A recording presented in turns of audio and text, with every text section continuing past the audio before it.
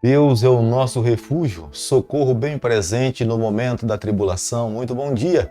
Com essas palavras do Salmo 46, nós começamos mais um dia. Temos um Deus que é o nosso refúgio, Ele é a nossa fortaleza, Ele é a nossa segurança.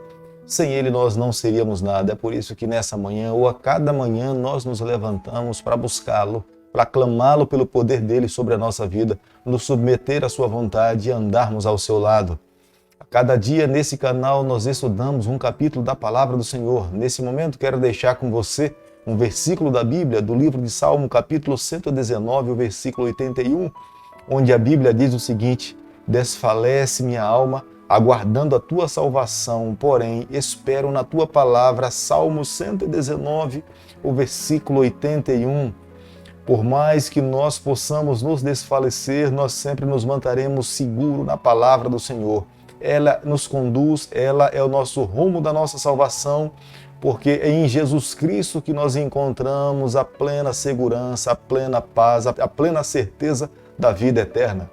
A cada dia nesse canal nós estudamos um capítulo da Palavra do Senhor e nessa manhã eu quero convidar você a ter nas mãos a Palavra de Deus. E hoje nós estamos começando um novo livro, um novo estudo. Clamemos a Deus para que, da mesma forma como o livro de Esdras foi uma bênção para a nossa vida, o livro de Neemias possa também ser uma bênção para cada um de nós. Mas, na verdade, toda a Bíblia, de capa a capa, toda ela é inspirada por Deus. Mesmo as genealogias nos trazem muitas orientações, ensinamentos inspirados que nós precisamos ter os nossos olhos abertos para possamos entender a vontade do Senhor. E nesse momento convido você a ter nas mãos a palavra de Deus no livro de Neemias, capítulo 1, o versículo 1. As palavras de Neemias, filho de Acalias, no mês de Quisleu, no ano 20º, estando eu na cidade de Suzã. Neemias era um jovem fiel que servia a Deus. Ele era de extrema responsabilidade, de confiança do rei persa. Mas Neemias também recebe informações de que os seus irmãos que estavam em Jerusalém estavam desolados, desamparados, os muros da cidade destruídas e estavam precisando de ajuda. Neemias, por mais que ocupasse um cargo em Babilônia de importância, ele não mediu esforços a fazer uma viagem a Jerusalém.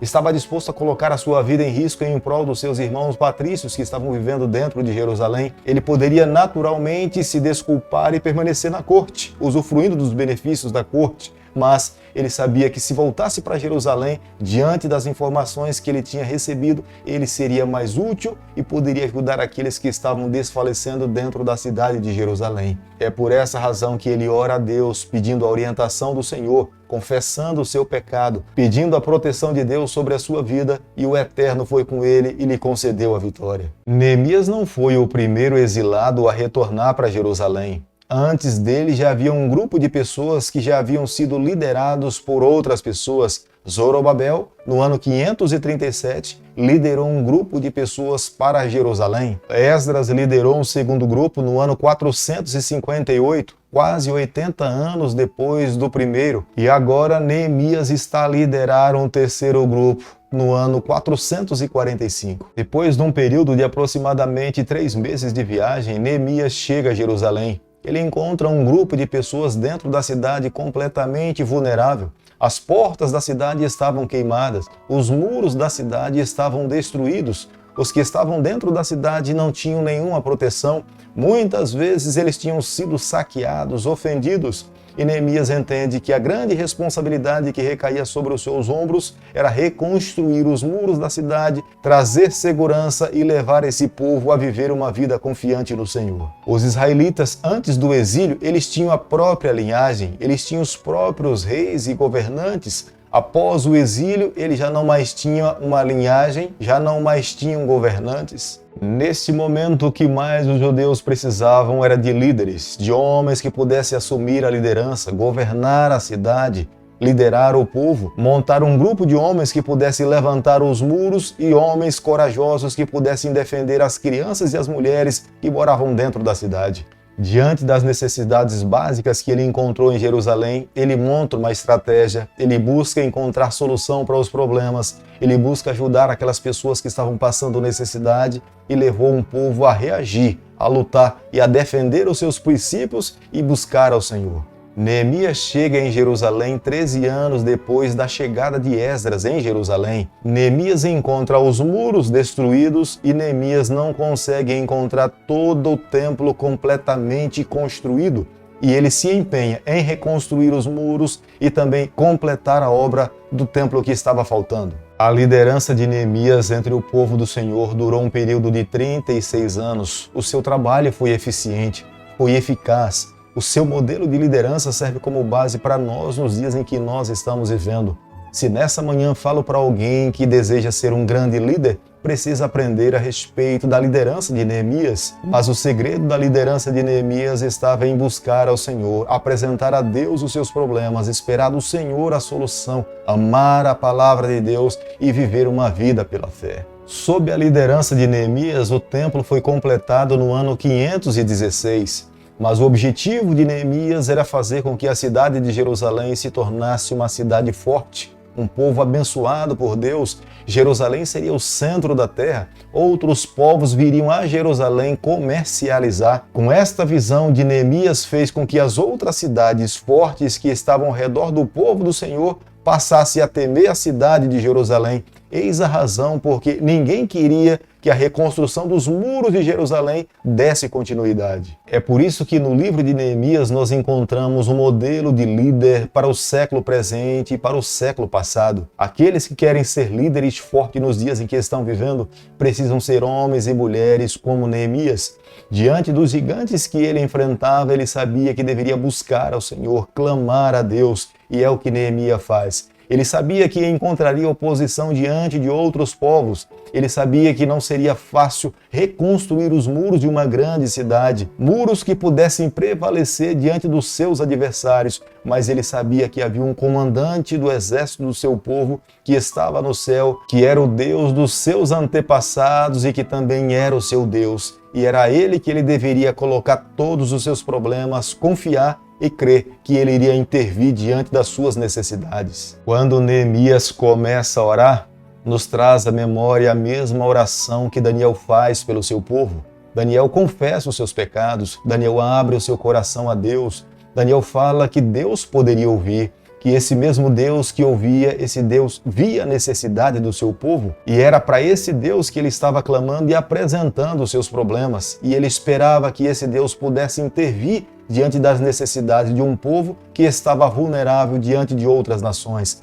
Relembrando o passado, ele sabia que esse mesmo Deus tinha tirado o seu povo com mão forte do cativeiro do Egito, para tornar uma nação poderosa que pudesse levar e representar o seu nome. E Deus jamais poderia menosprezar esse povo, porque esse povo levava o nome do Deus, Criador dos céus e da terra. Neemias chama Deus de Jeová. Ao mencionar Jeová, Neemias estava relembrando a todo o povo que ouvia a sua oração e falando para Deus que jamais se esquecesse da aliança que Deus tinha com o seu povo. E nesse momento, Deus deveria cumprir a sua parte e ele levaria a nação a viver uma vida de fidelidade ao Senhor. Neemias apresentava para Deus as suas dificuldades. Ele sabia que o resultado pelo qual o povo estava espalhado por toda a face da terra, em cativeiro, era resultado do pecado do seu povo. Mas Neemias estava apresentando o pecado e pedindo a graça de Deus infinita sobre a vida do seu povo.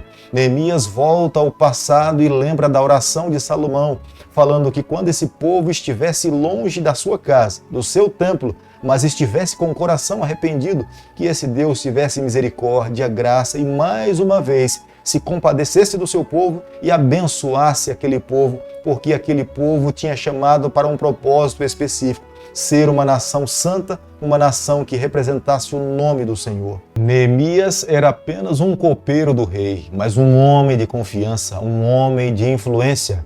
A responsabilidade de colocar nas mãos do rei um copo aparentemente simples, mas lhe deu toda a garantia da confiança do rei, da bênção de Deus para retornar a Jerusalém, reconstruir os muros da cidade e incentivar um povo que estava cansado e desanimado a viver uma vida confiante no Senhor. Querido amigo, nessa manhã, ao concluirmos o estudo do primeiro capítulo do livro de Neemias, nós tomamos aqui a primeira lição.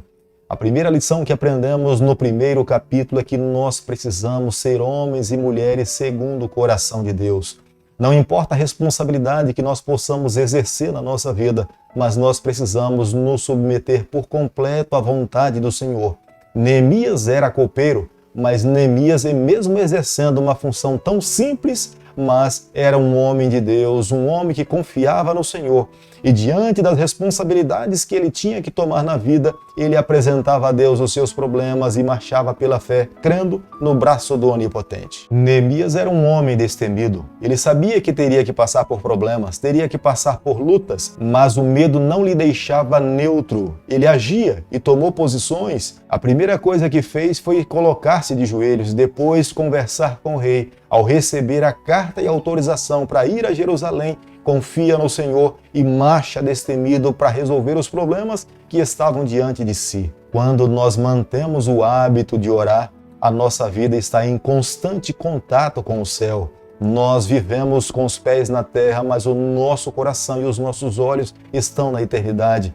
A nossa vida não torna uma vida corriqueira, a nossa vida se torna uma vida celestial. Os nossos olhos estão voltados para o Onipotente, portanto, a nossa visão é uma visão divina. Diante dos problemas, diante das lutas, nós iremos alcançar a vitória. A oração de Neemias revela um completo conhecimento da palavra de Deus. Por isso que é importante conhecer a palavra do Senhor. Quando conhecemos, é a maneira pela qual o Senhor acrescenta à nossa vida a fé.